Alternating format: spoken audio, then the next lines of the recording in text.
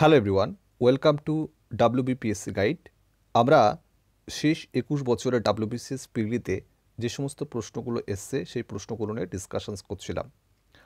পলিটিতে 2000, 2001, 2002 এবং 2003 এই চারটে বছরের যে প্রশ্নগুলো এসছে সেই প্রশ্নগুলো নিয়ে অলরেডি আমরা ডিসকাশনস করেছি। আজকে হচ্ছে পার্ট 5-এর ডিসকাশনস 2004 সালের ডাব্লিউবিসিএসের পিরিয়ডে যে প্রশ্নগুলো এসছে সেই প্রশ্নগুলো নিয়ে ডিসকাশনস করব। প্রিভিয়াস ভিডিওগুলো যদি না দেখে থাকো তাহলে রিকোয়েস্ট করব তোমরা প্লেলিস্টে ভিডিওগুলো চেক করতে পারো। আর আমাদের চ্যানেলটিকে অবশ্যই কিন্তু সাবস্ক্রাইব করে নিও এবং পাশে যে ঘন্টা বাটনটা আছে ওটা প্রেস করে রাখো, তাহলে আমরা পরবর্তী যে ভিডিওগুলো অ্যাড করব সেটা তোমরা আপডেট আকারে বা নোটিফিকেশন আকারে পেয়ে যাবে। আমাদের টেলিগ্রাম চ্যানেলও আছে, টেলিগ্রাম চ্যানেলেও তোমরা যুক্ত হতে পারো। ডব্লিউবিপিএসসি গাইড সার্চ করে বা ভিডিও ডিসক্রিপশনে লিঙ্ক দিয়ে দেবো, সেখানে ক্লিক করেও তোমরা কিন্তু এই গ্রুপে জয়েন হতে পারো। আমরা প্রত্যেক দিন নিউজ পেপার, তারপর হচ্ছে ডিফারেন্ট আর্টিকেল এবং কুইজ প্রোভাইড করে থাকি এই গ্রুপগুলোতে। দেখো আজকের দিনের প্রথম প্রশ্ন কি বলেছে, the ceiling on the election expenditure from the Lok Sabha has been raised from 50 lakhs to race. দেখো প্রশ্নটাতে জানতে চেয়েছে যে লোকসভার একটি আসনে ইলেকশনস ফাইট করার জন্য ইলেকশনস কমিশনস 15 লাখ থেকে খরচটা বাড়িয়ে কত লাখ করেছে, লিমিটটা সেটা জানতে চেয়েছে। দেখো এখানে যে অপশনসগুলো আছে সেগুলো 2019-এর যে ইলেকশনসটা হয়ে গেছে সেটার দিক দিয়ে অপশনগুলো রিলেভেন্ট নয়। এটা 2004 সালে যে ইলেকশনসটা হয়েছিল, ঠিক আছে, জেনারেল ইলেকশনস, তখনকার কোশ্চেন্স। তো এর জন্য আমাদের এই অপশনগুলোর সঙ্গে আর কি এই অপশনগুলোর নাম মনে রাখলেও চলবে।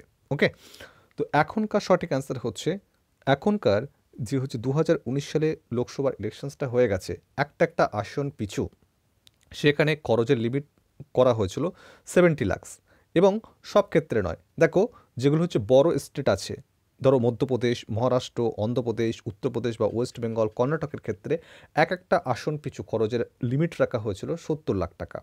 এবং যেগুলো হচ্ছে একটু স্মলার স্টেট আছে, যেমন ধরো অরুণাচল প্রদেশ, গোয়া, সিকিম, আন্দামান নিকোবর দ্বীপপুঞ্জ, এই সমস্ত স্টেটগুলোর ক্ষেত্রে সেখানে খরচের লিমিট রাখা হয়েছিল 54 লাখ। ওকে, কিন্তু দিল্লির ক্ষেত্রে এটা ছাড় দেওয়া হয়েছে, দিল্লিতে খরচের লিমিট রাখা হয়েছিল 70 লাখ।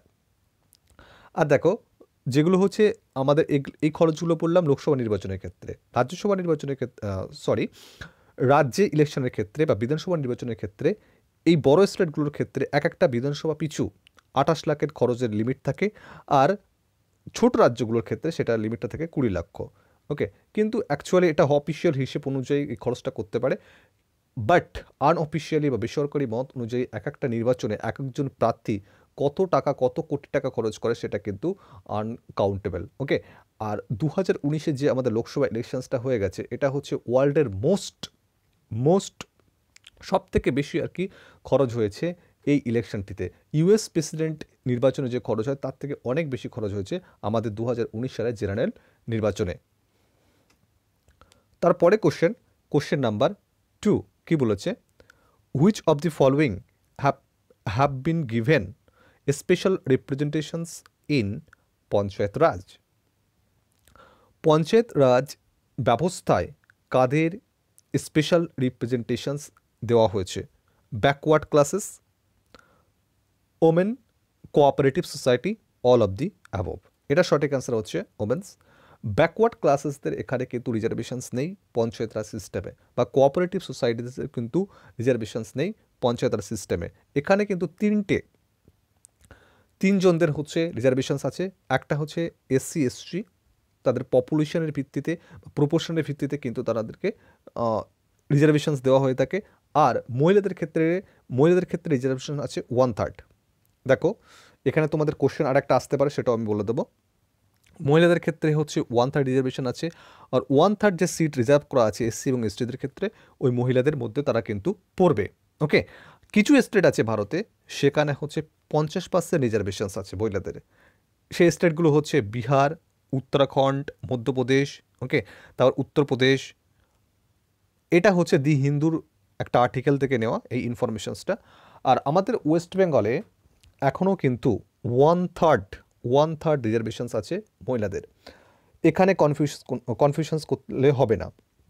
দেখো সারা ভারতবর্ষব্যাপী যদি 50% মহিলাদের সংরক্ষণ দিতে হয় পঞ্চায়েতে, তার জন্য হচ্ছে কনস্টিটিউশনাল অ্যামেন্ডমেন্টের প্রয়োজন। এটা হচ্ছে 2008-9 থেকে এটা লোকসভাতে এই বিষয়টা বারবার উঠছে, কিন্তু সাকসেসফুল এখনও হয়নি।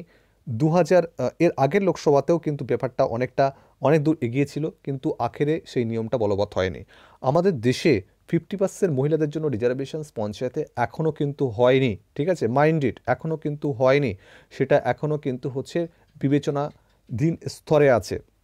বাট কিছু স্টেট আছে সেখানে তারা কিন্তু 50% রিজার্ভেশনস মহিলাদের জন্য চালু করেছে, সেই স্টেটগুলোর নামও তোমাদেরকে বলে দিলাম। আর আমাদের মহিলাদের কত পার্সেন্ট পঞ্চায়েতে হচ্ছে রিজার্ভেশন আছে, সেক্ষেত্রে ডব্লিউবিসিএসের প্রশ্ন এসছে এবং এটার অ্যান্সার এখনও পর্যন্ত কিন্তু 1/3 হবে, নট 50%। ওকে, দেখো এই যে ইনফরমেশনসটা আমি লিখলাম এটা 2008-এ পিআইবির অফিসিয়ালস ওয়েবসাইট থেকে এই ইনফরমেশনসটা নেওয়া। ওকে, তারপরে question number 3, the first general elections of independent India was held in, বলছে স্বাধীন ভারতের প্রথম নির্বাচন কবে অনুষ্ঠিত হয়েছিল? 1950, 1951, 1952 না 1953? দেখো স্বাধীন ভারতের প্রথম জেনারেল ইলেকশন শুরু হয়েছিল 1951-52-তে, শুরু হয়েছিল 25শে অক্টোবর 1951-তে এবং শেষ হয়েছিল 21শে ফেব্রুয়ারি 1952-তে। ঠিক আছে, তাহলে এই প্রশ্নটা সঠিক অ্যান্সার হবে অপশানস বি। তারপরে কোশ্চেন নাম্বার 4 কি বলেছে? Which of the committee or commissions made recommendations for granting more powers and responsibilities to the Panchayat Raj? পঞ্চায়েতের বেশি রেসপন্সিবিলিটি এবং বেশি পাওয়ার দেওয়ার কথা কোন কমিশনস রেকমেন্ডেড করেছিল বা রেকমেন্ডেশনস দিয়েছিল, বা কোন কমিশনের রেকমেন্ডেশন ছিল এটা? Jain commissions, Mehta commissions, Mandal commissions, none of the above? দেখো মন্ডল কমিশনসটা এটা হচ্ছে অনগ্রসর বা ব্যাকওয়ার্ড ক্লাস শ্রেণীদের জন্য গঠিত হয়েছিল। তারপর হচ্ছে মেহতা কমিটি, দুটো মেহতা কমিটি আছে, একটা হচ্ছে বলবন্ত রায় মেহতা কমিটি আর একটা হচ্ছে অশোক মেহতা কমিটি। দেখো বলবন্ত রায় মেহতা কমিটির রেকমেন্ডেশনের ভিত্তিতে সেটা কিন্তু 1957 সালে বলবন্ত রায় মেহতা কমিটি গঠন করা হয়েছিল, কিন্তু এই পঞ্চায়েত রাজ সিস্টেমের মোর পাওয়ার দেওয়া এবং মোর গ্রান্টিং হচ্ছে রেসপন্সিবিলিটিস দেওয়া, এই রেকমেন্ডেশনটা ছিল কিন্তু অশোক মেহতা কমিটির, যেটা 1977 সালে মোরারজি দেশাইয়ের নেতৃত্বে জনতা পার্টি সরকার ক্ষমতা ছিল, তখন এই রেকমেন্ডেশনসটা দিয়েছিল এই কমিটিটা। ওকে, এবং এই কমিটিতে কিন্তু 13 জন মেম্বার ছিলেন। আর এই কমিটির যে প্রশ্নটা এসে থাকে এই কমিটি থেকে, এই কমিটি আমাদের বর্তমানে 3 টায়ার সিস্টেম আছে পঞ্চায়েতে, কিন্তু এই কমিটি রেকমেন্ড করেছিল 2 টায়ার পঞ্চায়েত রাজ সিস্টেমের। ওকে, তাহলে এই কোশ্চেনটা সঠিক অ্যান্সার হচ্ছে অপশানস বি, মেহতা কমিটি। তারপরে কোশ্চেন নাম্বার 5 কি বলেছে? দেখো what is the minimum period to stay for a persons applying for Indian citizenship? দেখো ভারতীয় নাগরিক হওয়ার জন্য কত বছর মিনিমাম আর কি থাকতে হবে কোনো একজন পার্সনকে? এটা সঠিক অ্যান্সার হচ্ছে 3 বছর, 5 বছর, 7 বছর না 12 বছর? এটা সঠিক অ্যান্সার অপশানস সি, 7 বছর। একজন পার্সনস সে যদি ইন্ডিয়ান অরিজিনের হয়ে থাকে তাহলে তাকে হচ্ছে অর্ডিনারি 7 বছর থাকতে হবে বিফোর অ্যাপ্লিকেশনস, ঠিক আছে, এবং তিনি বাই রেজিস্ট্রেশনস ভারতের নাগরিকত্ব পাবে। ওকে,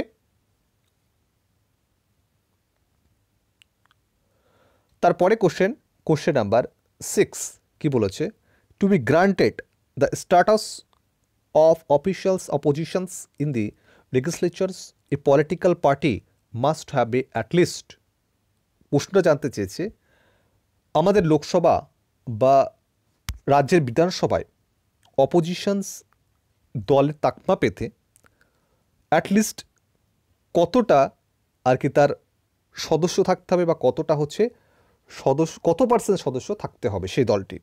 10% of elected member, 15% of elected member, 5% of elected member, 7% of elected member? এটা সঠিক অ্যান্সার হচ্ছে 10% অফ ইলেক্টেড মেম্বার্স। অপশানসের কারেক্ট অ্যান্সার। দেখো আমাদের লোকসভার ম্যাক্সিমাম স্টুডেন্ট কত? 550, তাই না? কিন্তু আমরা জানি যে আমাদের এখন পাওয়ারে আছে বিজেপি সরকার, তারা 300+ সিট পেয়েছে। অন্যদিকে কংগ্রেস পেয়েছে কত? 52। ওকে, তাহলে দেখো অ্যাকচুয়ালি 55 হচ্ছে, 55 পেলে তারা অপোজিশনস দলের তাকমা পাবে, কিন্তু পেয়েছে কত? 52, এখনও 3টে কম।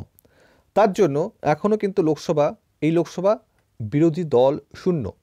ঠিক আছে, তাহলে তোমরা কোশ্চেন করবে অধীর রঞ্জন চৌধুরীকে। অধীর রঞ্জন চৌধুরী হচ্ছে কংগ্রেসের পরিষদীয় দলনেতা, তিনি বিরোধী দলনেতা নয়। ঠিক আছে, পরিষদীয় দলনেতা আর বিরোধী দলনেতাটা কনসেপ্টটা ভিন্ন।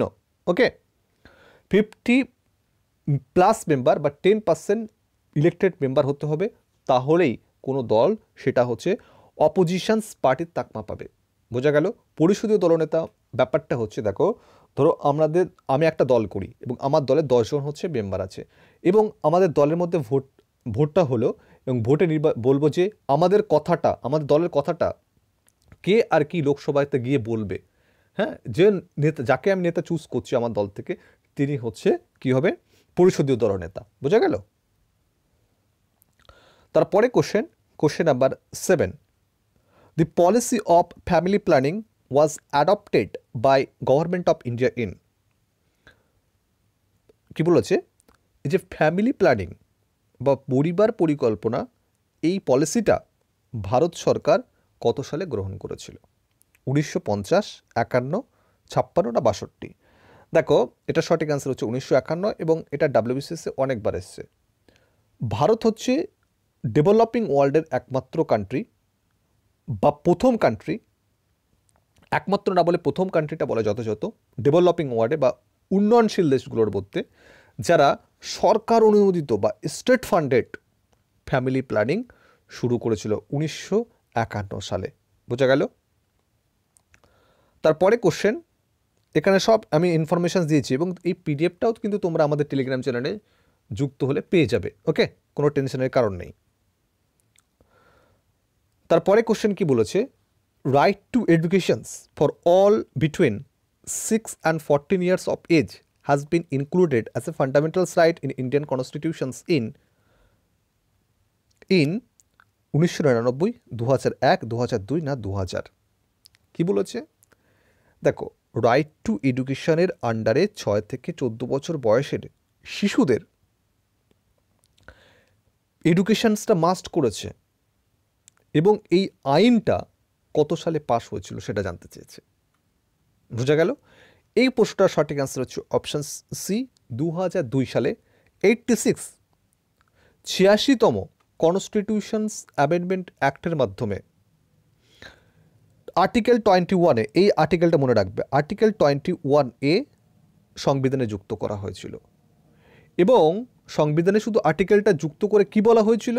বলা হয়েছিল 6 থেকে 14 বছর বয়সের শিশুদের ফ্রি, কি বলেছে? ফ্রি অ্যান্ড কম্পালসারি এডুকেশনস দিতে হবে। বোঝা গেল?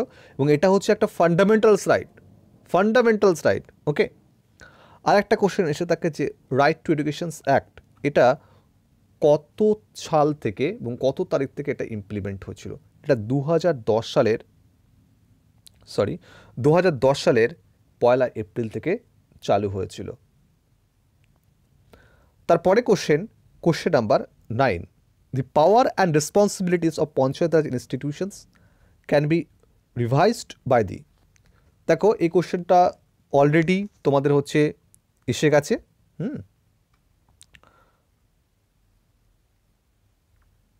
দেখো, হ্যাঁ, এবং অলরেডি ডিসকাশনস করে দিয়েছি এই কোশ্চেন্সটা। পঞ্চায়েত ব্যবস্থার রেসপন্সিবিলিটি এবং পাওয়ার, এটা কিন্তু রাজ্য সরকারের হাতে ন্যস্ত থাকে। তাহলে এই প্রশ্নটা সঠিক আনসার অপশান সি। দেখো, এটা হচ্ছে একটু মিস্টেক হয়ে গেছে, এটা অন্য স্লাইড অ্যাড হয়ে গেছে, এটা কাটা। তারপরে question number 10, which is the first linguistic state of India? কি বলেছে? ভাষার ভিত্তিতে গঠিত ভারতের প্রথম রাজ্য কোনটি? পশ্চিমবঙ্গ, অন্ধ্রপ্রদেশ, তামিলনাড়ু না পাঞ্জাব? দেখো, এটা সঠিক অ্যান্সার হচ্ছে অন্ধ্রপ্রদেশ। অন্ধ্রপ্রদেশ সঠিক অ্যান্সার। এখানে অপশান বি হবে, ওই অপশনের সঙ্গে একটু গণ্ডগোল হয়ে গেছে। দেখো, ভাষার ভিত্তিতে প্রথম রাজ্য অন্ধ্রপ্রদেশ। এখানে তোমাদেরকে আমি একটা হচ্ছে জিনিস বলি। দেখো, জেবিবি কমিটি, জওহরলাল নেহরু, বল্লভভাই প্যাটেল এবং পট্টবী সিদ্দারামাইয়ার নেতৃত্বে জেবিবি কমিটি জয়পুর সেশনে কংগ্রেসের, তারা কিন্তু ল্যাঙ্গুয়েজের বেসিসে ভারতের রাজ্য গঠনের কথা কিন্তু অস্বীকার করেছিল। কিন্তু পট্টি শ্রীরামালু ছিলেন, তিনি অন্ধ্রপ্রদেশকে মাদ্রাজ যে স্টেট আছে সেখান থেকে পৃথক করার জন্য অনশন করেছিল, এবং তার মৃত্যুর পর কিন্তু সিচুয়েশনসটা অনেকটাই খারাপ হয়ে গেছিলো। তার জন্যই কিন্তু মাদ্রাজ প্রভিন্স থেকে যারা তেলুগু স্পিকিং পিপুল আছে তাদেরকে নিয়ে একটা দুটো ডিফারেন্ট স্টেট হলো, একটা হচ্ছে অন্ধ্রপ্রদেশ আর একটা হচ্ছে কি তামিলনাড়ু। ওকে, এবং এই যে অন্ধ্রপ্রদেশটা ফার্স্ট লিঙ্গুইস্টিক স্টেট হয়েছিল 1 নভেম্বর 1956-তে। ওকে, 1 নভেম্বর 1956-তে। তারপরে কোশ্চেন নাম্বার 11 কি বলেছে, the total strength of Rajya Sabha can not be exceed. মানে রাজ্যসভার সর্বোচ্চ সদস্য সংখ্যা কতজনের বেশি হতে পারে না? 200 জনের, 250 জনের, 300 জনের, না 350 জনের? দেখো, রাজ্যসভার ম্যাক্সিমাম স্ট্রেংথ সেটা হচ্ছে 250। তাহলে এই প্রশ্নটা সঠিক অ্যান্সার অপশনস বি। তারপরে কোশ্চেন নাম্বার 12 কি বলেছে, it was notice that number of school going student in our country have increased manifold between 1950 and 1970। মানে 1950 থেকে 1970-এর মধ্যে স্কুল যাওয়ার ছাত্রের সংখ্যা অনেক গুণ বৃদ্ধি পেয়েছে। এর কি কারণ সেগুলো বলেছে। দেখো, the adjoining countries have progressed fast in educations, তারপরে government policy of free educations, তারপর পপুলেশনস এক্সপ্লয়েশনস, তারপরে দেখো increase in numbers of schools in different localities. এটা সঠিক অ্যান্সার হবে 2, 3 and 4 যে স্টেটমেন্টটা সেটা কারেক্ট। ফার্স্ট স্টেটমেন্টটা কারেক্ট হয়। ওকে, গভর্নমেন্টের এডুকেশনস পলিসি বা পপুলেশনসটা অনেক হারে বৃদ্ধি পেয়েছে এবং আমাদের সরকার স্কুলের সংখ্যা উত্তরোত্তর বেরিয়েছে, ঠিক আছে, বিভিন্ন লোকালিটিতে। তার জন্য এই প্রশ্নটা সঠিক অ্যান্সার হবে ডি, 2, 3, 4 কারেক্ট স্টেটমেন্ট। তারপরে কোশ্চেন নাম্বার 13 কি বলেছে, fundamental duties have been included in the Indian constitutions in the chapter fundamental rights, chapter directive principle of state policy, 9th schedule, না 42nd অ্যামেন্ডমেন্ট। দেখো, আমাদের ফান্ডামেন্টালস ডিউটিসটা অরিজিনাল কনস্টিটিউশনে ছিল না, কিন্তু শরণ সিং কমিটির রেকমেন্ডেশনের ভিত্তিতে 42nd কনস্টিটিউশনস অ্যামেন্ডমেন্ট অ্যাক্টের মাধ্যমে ফান্ডামেন্টাল ডিউটিসটাকে আর কি অ্যাড করা হয়েছিল, বোঝা গেল। এবং অ্যাট প্রেজেন্ট টোটাল কিন্তু 11টা ফান্ডামেন্টালস ডিউটিস আছে। ওকে, তো আজকের লেসনটা এই পর্যন্ত। যদি ভালো লেগে থাকে ভিডিওটা অবশ্যই লাইক করবে, শেয়ার করবে এবং আমাদের চ্যানেলটিকে সাবস্ক্রাইব করবে। ভালো থাকবো সবাই।